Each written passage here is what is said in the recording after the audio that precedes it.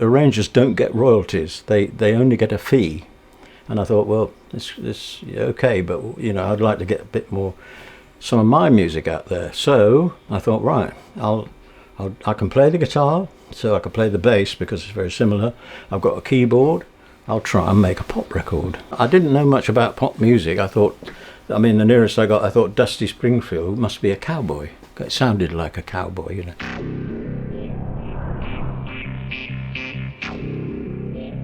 Anyway, so I thought, right, I'll have a go at this. Bought a little desk, it was only about 4 tracks, I think, and went into the bedroom, literally a bedroom, and plugged it all in with my guitars, and I played it, and it sounded okay, but I thought, yeah, it sounds like a guitar. I don't want it to sound like a guitar, I want it to sound a bit more, a bit crunchy, you know, and hence the name.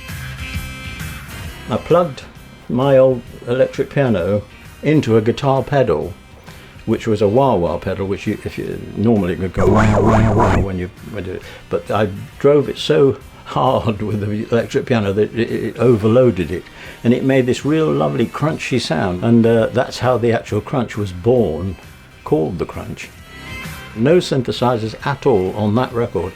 It all sounds like synthesizers, but it's actually guitars and pianos through pedals. Then I had a basic track, and to me it sounded good, but I had no idea about pop music, but I thought could do with a bit of brass and a bit of some good umphy drums on there, and I couldn't play the drums. Dubbed on the drummer called Andrew Steele, who vanished after this track.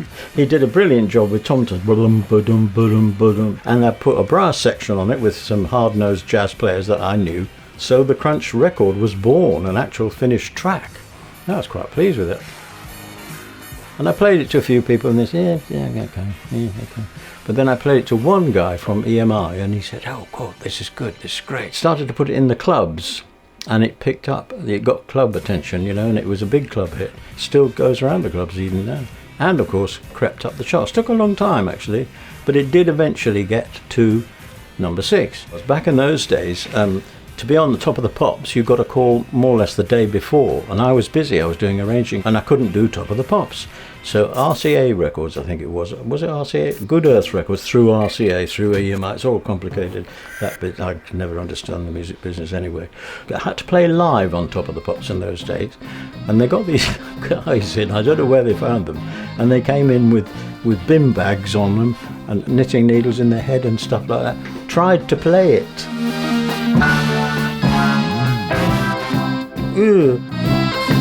And if you listen actually to the original video of Top of the Pops, it's nothing like the record. It really sounds awful. I hope they're not listening.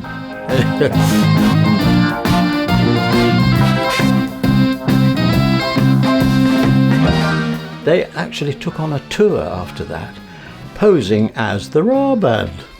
And I mean, I had to get that sorted out legally. Anyway, it was eventually sorted.